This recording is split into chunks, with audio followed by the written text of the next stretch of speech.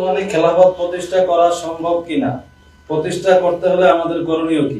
হ্যাঁ, আমাদের মুসলমানদের রাজনৈতিক আদর্শ হচ্ছে খেলাফা, এবং এটা প্রতিষ্ঠা করা সম্ভব। শুধুমাত্র আমাদের দেশে যারা ইসলামী রাজনীতির ব্যানারে আন্দোলন করে আসতেছে, কেউ 50 বছর হয়, কেউ 70 বছর, কেউ 20 বছর, প্রত্যেকেই যদি ডেমোক্রেসিকে বাদ দিয়া খেলাফা প্রতিষ্ঠা করার কনসেপ্টকে গ্রহণ করে, তাহলে খুব দ্রুত সময় বাংলাদেশকে একটা খেলাফা রাষ্ট্র বানানো সম্ভব। ওয়ালাইকুম আসসালাম।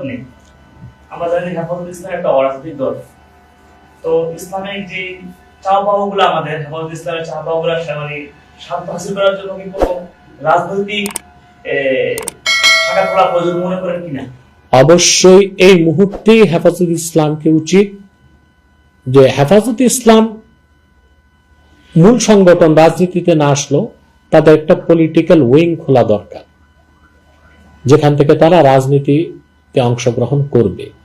কারণ এই যে আমাদের দেশে একটা কথা যে অরাজনৈতিক, আসলে কোনো মানুষই রাজনীতি থেকে মুক্ত থাকতে পারে না। কিছু মানুষ রাজনীতিকে নিয়ন্ত্রণ করে, আর কিছু মানুষ রাজনীতির দ্বারা নিয়ন্ত্রিত হয়। অতএব ইসলামের সুমহান স্বার্থগুলো রক্ষা করার জন্য, মুসলমানদের মৌলিক দাবিগুলো আদায় করার জন্য, আমি তো মনে করি শুধু হেফাজত ইসলাম না, দেশের সকল পীর মাশায়েখকে উচিত একটা রাজনৈতিক প্ল্যাটফর্মে একত্রিত হওয়া। পীর মাশায়েখরা যদিও বা রাজনীতিতে যাবে না, কিন্তু তাদের প্রতিনিধিরা রাজনীতিতে অংশগ্রহণ করবে। কারণ রাজনৈতিকভাবে কিছু কাজ আদায় করা খুব দ্রুত সম্ভব হয়। কিংবা দেখা যেতে পারে এমন একটা সময় আসবে যে আমাদের কথাগুলো, আলেম ওলামা পীর মাশায়েখদের কথাগুলো, ইসলামপন্থীদের কথাগুলো বলার মতো কোনো লোকই থাকবে না জাতীয় সংসদে। তা আমাদের কথাগুলো বলবে কে? অতএব সেজন্য আমি খেলাফায় বিশ্বাসী কট্টরভাবে।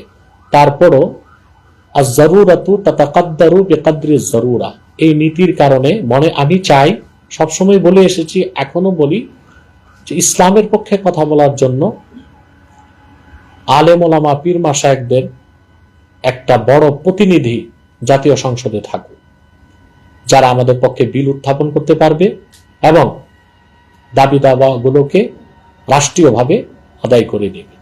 যেহেতু হেফাজতে ইসলাম বাংলাদেশ বৃহৎ রাজনৈতিক সংগঠন এবং তাদের সম্ভাবনা প্রচুর, তারা যদি রাজনৈতিক একটা বেঞ্চ খুলে, আমি মনে করি তারা সফল হবে এবং মুসলমানদের আকাঙ্ক্ষাকে তারা বাংলাদেশে পূরণ করতে পারবে।